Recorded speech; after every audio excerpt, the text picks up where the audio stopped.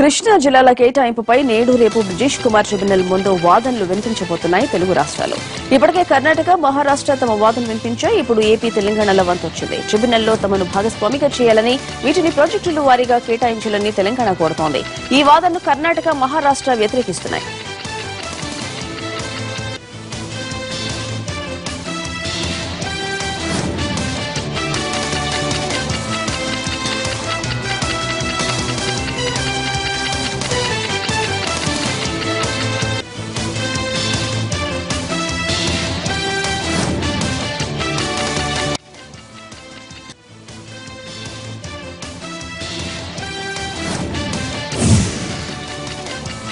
రేపు రష్యా పర్యటనకు బయలుదేరబోతున్నారు AP CM Chandrababu Naidu. అంతర్జాతీయ ఇండస్ట్రియల్ ఎగ్జిబిషన్ లో పాల్గొనేందుకు రాజస్థాన్, మహారాష్ట్ర సీఎంలతో పాటు ఏపీ సీఎం కూడా వెళుతున్నారు. రష్యా కంటే ఒక రోజు ముందు ఆయన కజకిస్తాన్ వెళ్లి ఆస్థానా సిటీని సందర్శిస్తారు. ఆ నగరాన్ని కొత్తగా నిర్మించారు. 5 రోజుల పర్యటనలో భాగంగా పలువురు పారిశ్రామికవేత్తలతో సమావేశమవుతారు ఏపీ సీఎం.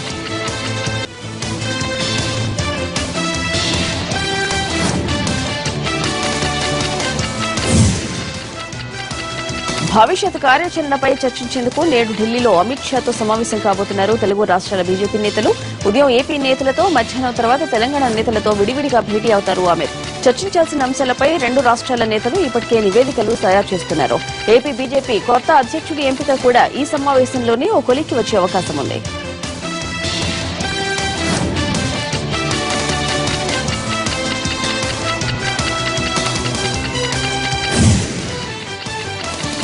ఏపీ కేబినెట్ నేడు విజయవాడలో సమావేశం కానుంది. Machilipatnam urban development authority, Srikakulam, Prakasam జిల్లాలో ట్రిబ్యునల్ ఐటీల ఏర్పాటు, విభజన చట్టంలో 9, 10 షెడ్యూల్ సంస్థల ఆస్తులు, అప్పుల పంపకాలపై మంత్రివర్గ సమావేశంలో చర్చించే అవకాశం ఉంది.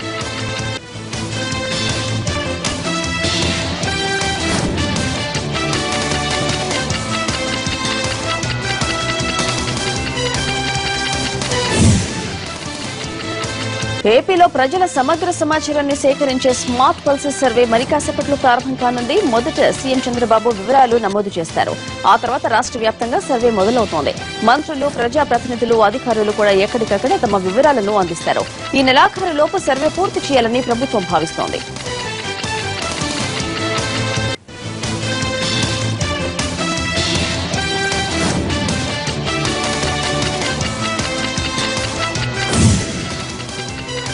తెలంగాణలో బోనాల సంబరాలు ఘనంగా ప్రారంభమయ్యాయి. గోల్కొండ కోటలోని అమ్మవారి విగ్రహానికి తొలి పూజ చేశారు. ప్రభుత్వ లాంఛనాలతో జరుగుతున్న బోనాల వేడుకల్లో పలువురు మంత్రులు, హైదరాబాద్ మేయర్ పాల్గొన్నారు.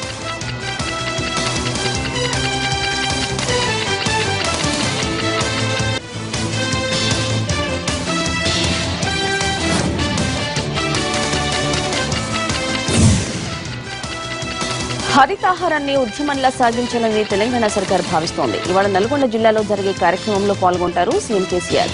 హైదరాబాద్, విజయవాడ హైవే వెంబడి 160 కిలోమీటర్ల మేర లక్షల సంఖ్యలో మొక్కలు నాటుతారు. ఇందుకోసం భారీగా ఏర్పాటు చేశారు జిల్లాధికారులు.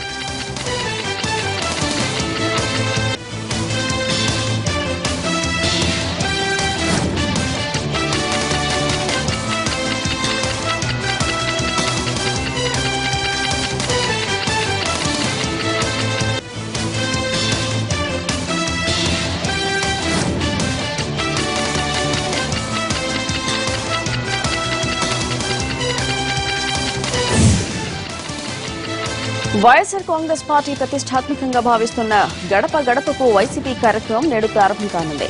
వైఎస్ రాజశేఖర రెడ్డి జయంతి సందర్భంగా ప్రారంభమయ్యే ఈ కార్యక్రమం 5 నెలల పాటు కొనసాగనుంది.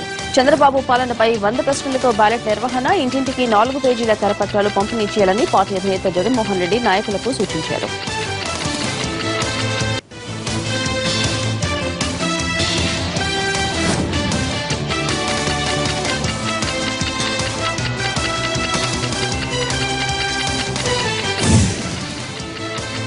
ప్రభుత్వ వైఫల్యాలన్నీ అస్త్రాలుగా చేసుకుని పోరాడాలని తెలంగాణ కాంగ్రెస్ క్యాడర్ను సిద్దం చేస్తోంది. ఈ రోజు శిక్షణ కార్యక్రమం నిర్వహించబోతున్నారు.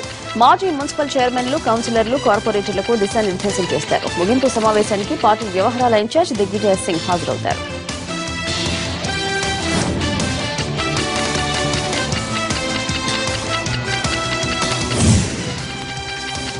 ఎంబీబీఎస్, బీడీఎస్ కోర్సుల్లో ప్రవేశాల కోసం నీట్ 2 నిర్వహించేందుకు ఏర్పాట్లు పూర్తయ్యాయి. శనివారం ఉదయం 10 గంటల నుంచి 1 గంట వరకు నిర్వహించే ఈ పరీక్షకు 56,000 మందికి పైగా విద్యార్థులు హాజరవుతారు. తెలుగు రాష్ట్రాల్లో 95 పరీక్ష కేంద్రాల్లో పరీక్ష నిర్వహించనున్నారు.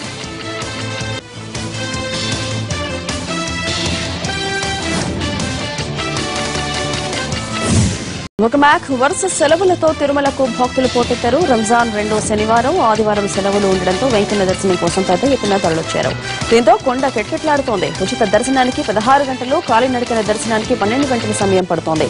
గురువారం స్వామివారి హుండీ ఆదాయం 3,34,00,000 వచ్చిందని ప్రకటించింది టీటీడీ.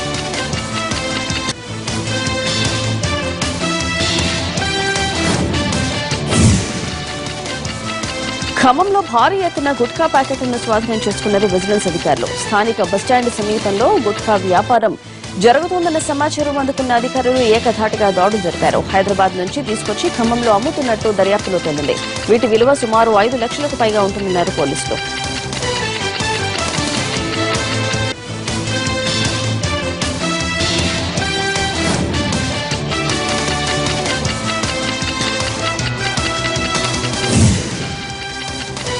హరితాహారం కార్యక్రమంతో తెలంగాణ దేశంలోనే నంబర్ 1 గా ఉంటుందన్నారు మంత్రి తుమ్మల. ఖమ్మంలో ఫిష్ మార్కెట్, లకారం చెరువును పరిశీలించారాయన.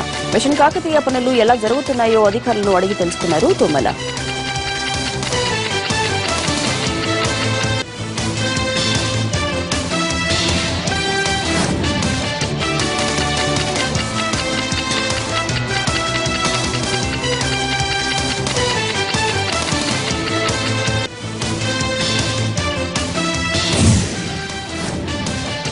కడప జిల్లాలో వైఎస్ జగన్ పర్యటన కొనసాగుతోంది. 3వ రోజు ఆయన పులివెందుల నియోజకవర్గంలో అప్పుల బాధకు ఆత్మహత్య చేసుకున్న చలపతి కుటుంబాన్ని పరామర్శించారు.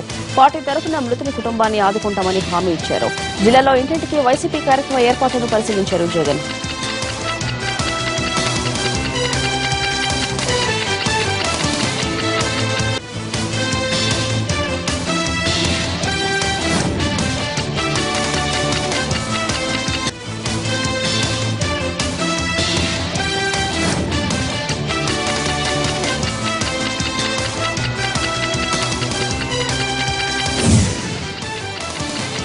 హైదరాబాద్ ఎల్బీ నగర్ లోని 3 బెల్ట్ షాపులపై దాడులు చేశారు పోలీసులు. భారీ ఎత్తున మద్యం బాటిళ్లను స్వాధీనం చేసుకున్నారు.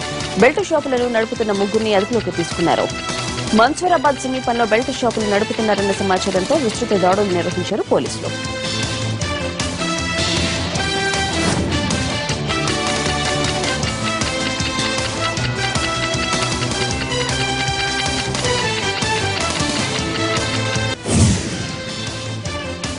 రాష్ట్రాన్ని హరితవనం చేసేందుకు ప్రతి ఒక్కరూ కృషి చేయాలన్నారు ఏపీ మంత్రి పీతల సుజాత. పశ్చిమ గోదావరి జిల్లా చింతలపూడిలో వన మహోత్సవ కార్యక్రమంలో ఆమె పాల్గొన్నారు. ప్రతి ఒక్కరూ మొక్కలు నాటాలని పిలుపునిచ్చారు పీతల. ఈ సందర్భంగా 1,00,000 మొక్కలు నాటే కార్యక్రమం మొదలైంది.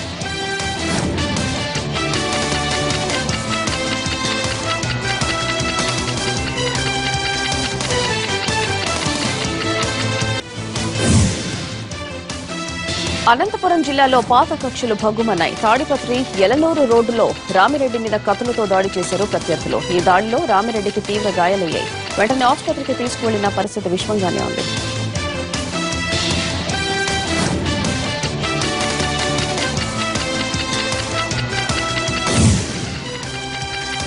అనంతపురం జిల్లా వ్యాప్తంగా ఈదురుగాలులతో కూడిన వాన పడింది. చెట్లు, కరెంటు స్తంభాలు నేలకొరిగాయి. కడప, అనంతపురం జాతీయ రహదారిపై చెట్లు కూలడంతో వాహనాల రాకపోకలకు అంతరం ఏర్పడింది. ఊళ్లలో రోడ్ల మీద నీరు నిలిచిపోవడంతో ఇబ్బంది పడ్డారు పాదచారులు.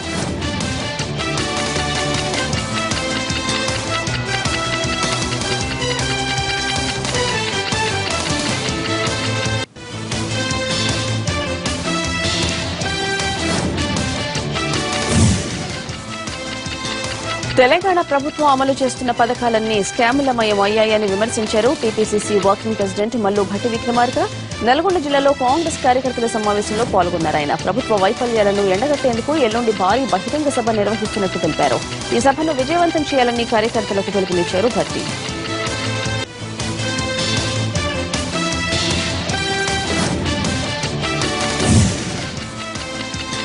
పాలమూరు రంగారెడ్డి ప్రాజెక్టుతో భూములు కోల్పోతున్న నిర్వాసితులు ఉద్యమానికి సిద్దమవుతున్నారు. వీరి ఆందోళనకు సిపిఎం మద్దతిస్తోంది. మహబూబ్నగర్ జిల్లా ఉద్దండపూర్ పోరుబాట పాదయాత్రను ప్రారంభించారు మాజీ ఎమ్మెల్సీ చుక్కారామయ్య. సిపిఎం రాష్ట్ర కార్యదర్శి తమ్మినేని వీరభద్రం రైతులను బెదిరించి భూములు తీసుకుంటే మరో ఉద్యమం తప్పదన్నారు.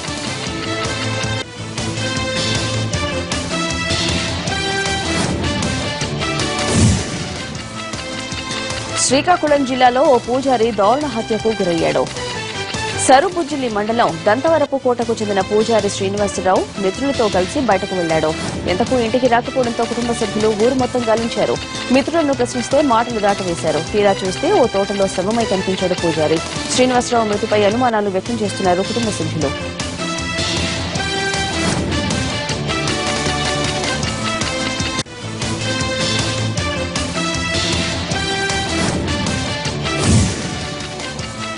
శ్రీకాకుళం జిల్లాలో వైసీపీ టీడీపీ కార్యకర్తల మధ్య వర్గపోరు తీవ్ర స్థాయికి చేరింది. ఇన్నాళ్లు ప్రశాంతంగా ఉన్న లొలుగులో ఒక్కసారిగా యుద్ధ వాతావరణం నెలకొంది. ఇరు వర్గాలు పరస్పరం దాడులు చేసుకోవడంతో ఉద్రిక్తత నెలకొంది. ఎప్పుడు ఏం జరుగుతుందో అని భయపడుతున్నారు గ్రామస్తులు. గ్రామంలో భారీ బందోబస్తు ఏర్పాటు చేశారు పోలీసులు.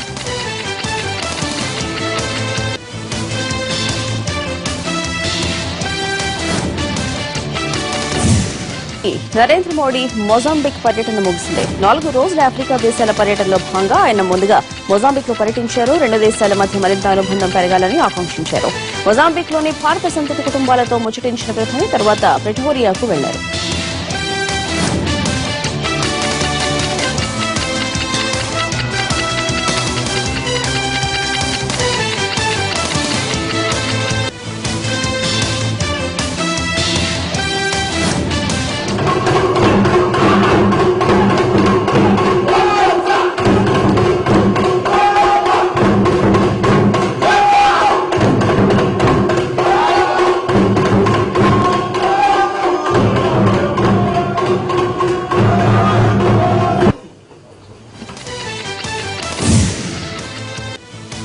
మంత్రివర్గ విస్తరణకు సిద్దమవుతున్నారు మహారాష్ట్ర సీఎం దేవేంద్ర ఫడ్నవీస్. సీనియర్ మంత్రి ఏక్నాథ్ ఖడ్సే గత నెలలో రాజీనామా చేశారు. దీంతో ఆయన నిర్వహించిన 10 శాఖలను కూడా ఫడ్నవీస్ చూసుకోవాల్సి వస్తోంది. వీటితో కలుపుకొని మంత్రివర్గంలో మొత్తం 14 ఖాళీలున్నాయి.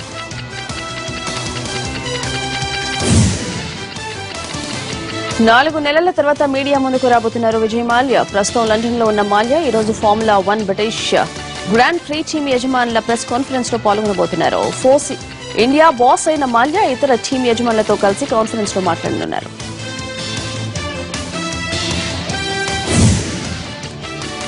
కొలంబియాలో భారీగా డ్రగ్స్ పట్టుబడ్డాయి. అమెరికా, ఇటలీ, కొలంబియా సంయుక్తంగా చేపట్టిన ఆపరేషన్లో 11 టన్నుల డ్రగ్స్ దొరకడం సంచలనం రేపింది. దాదాపు 15 దేశాలకు డ్రగ్స్ సరఫరా చేస్తున్న ముఠా ఈ జాయింట్ ఆపరేషన్లో దొరికింది. 144 మంది అనుమానితులు ఈ కేసులో అరెస్ట్ అయ్యారు.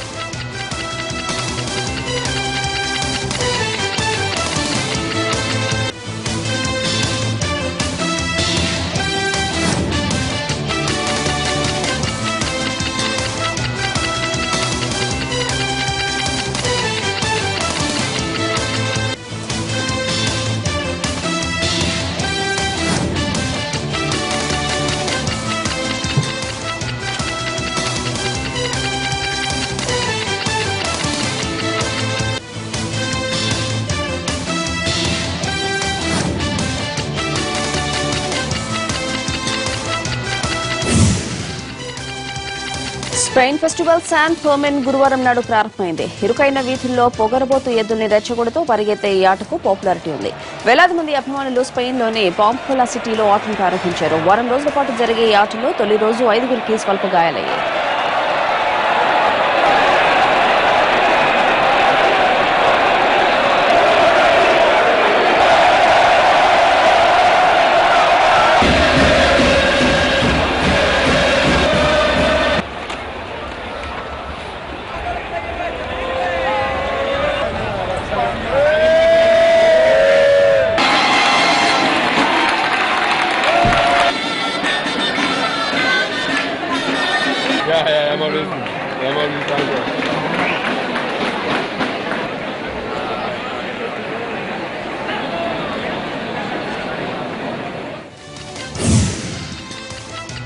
ప్రఖ్యాత యూరోప్ లిటరరీ ఫెస్టివల్ ఆవిగన్ ప్రారంభమైంది. ఫ్రాన్స్ లో జూలై 6 నుంచి 24 వరకు ఈ పండుగ జరగనుంది.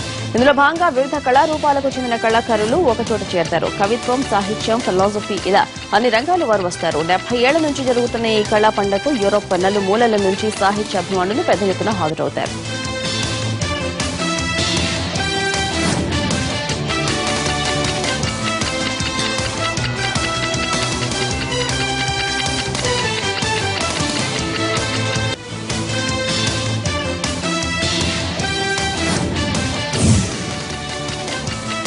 ముగ్గురు ఆస్ట్రోనాట్స్ బృందం అంతర్జాతీయ స్పేస్ సెంటర్ కు బయలుదేరింది. రష్యాలోని బైకనూరు స్పేస్ స్టేషన్ నుంచి సూయి స్పేస్ క్రాఫ్ట్ లో వీరి ప్రయాణం ప్రారంభమైంది. వీరిలో ఒకరు అమెరికన్, మరొకరు రష్యన్ కాగా ఇంకొకరు జపాన్ కు చెందిన వ్యోమగామి. 4 నెలల పాటు వీరు అంతర్జాతీయ అంతరిక్ష కేంద్రంలో ఉంటారు.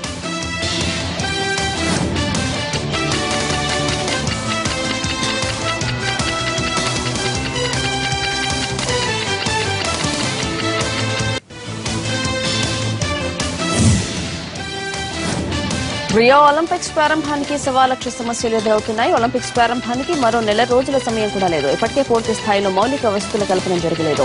దీనిపై ఆందోళన వ్యక్తమవుతోంది. దీనికి తోడు బ్రెజిల్ పౌరులు కూడా ఒలింపిక్స్ నిర్వహణను తీవ్రంగా వ్యతిరేకిస్తున్నారు. లక్షల కోట్ల ఆటల కోసం ఖర్చు పెట్టడానికంటే ముందు దేశంలోని వారందరికీ కనీస సదుపాయాలు కల్పించాలంటూ ఆందోళనలు జరుగుతున్నాయి.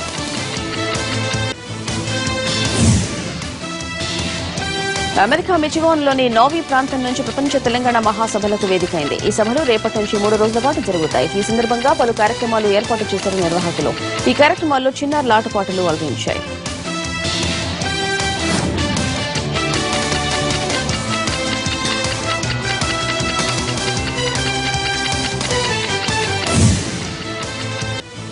సల్మాన్ ఖాన్ లేటెస్ట్ మూవీ సుల్తాన్ బాక్సాఫీస్ దగ్గర దుమ్ము రేపుతోంది. బుధవారం విడుదలైన ఈ సినిమాకు ప్రేక్షకులు బ్రహ్మరథం పడుతున్నారు. తొలి రోజు 36 కోట్లు కలెక్ట్ చేసిన రికార్డు సృష్టించింది సుల్తాన్. రెండవ రోజు కూడా కలెక్షన్లు నిలకడగా ఉన్నాయి. రివ్యూలు పాజిటివ్ గా వస్తుండటంతో 3వ రోజుకే సినిమా 100 కోట్ల మార్కు చేరుకుంటుందని చెప్తున్నారు ట్రేడ్ నిపుణులు.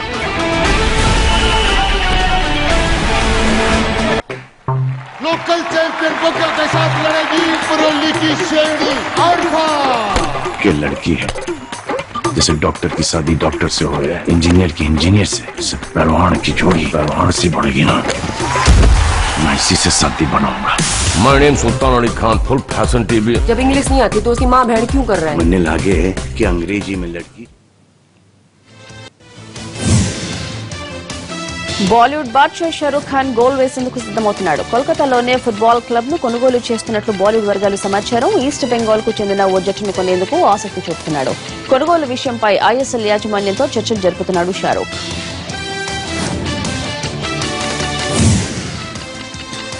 వింబిల్డన్ లో ఆసక్తికర పోరు అవుతుందనుకున్న అక్క చెల్లెళ్ల వార్కు అవకాశం లేకుండా పోయింది. మహిళల సెమీఫైనల్స్ లో వీనస్ విలియమ్స్ ఓడిపోయింది. దీంతో ఆమె సెరీనాతో ఫైనల్లో ఆడే అవకాశం కోల్పోయింది. సెమీఫైనల్స్ లో వీనస్ విలియమ్స్ ను ఓడించిన ఖర్బర్ తుది పోరులో సెరీనాతో పోటీ పడనుంది.